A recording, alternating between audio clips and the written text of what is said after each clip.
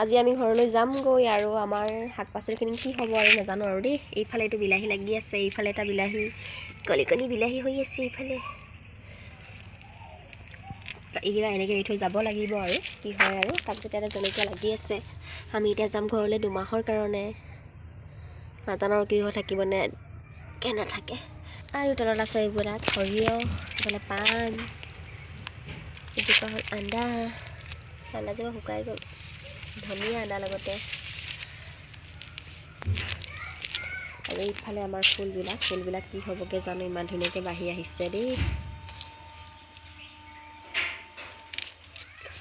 আৰু এইফালে আছে তিতাকেৰেলাজোপা মৰিয়ে গৈছে নেকি, পানী দিবলৈ হোৱা নাই। এইফালে ডাঙৰ হ'ল তিতাকেৰেলা, দেখিছেনে এইটো? এই তিতাকেৰেলা আমি আৰু খাব নাপাওঁ আৰু।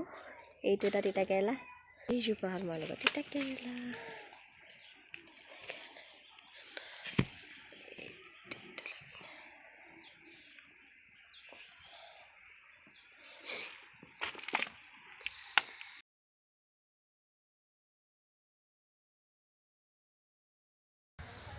এইজোপা পোৱালি এটাই ছিঙি পেলালে, বহুত ধুনীয়াকৈ লাগিছিলে, ডাঙৰ হৈছিলে, কিন্তু আগটোতে ছিঙি পেলালে, এতিয়া পৰুৱা লাগিছে।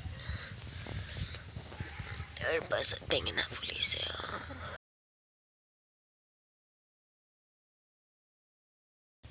এইকেইটা বেঙেনাকেইটা খাই দিলে পোকে, চাবলৈ নহ'ল এইকেইদিন। এইজোপা হ'ল মোৰ দুপৰটেঙা।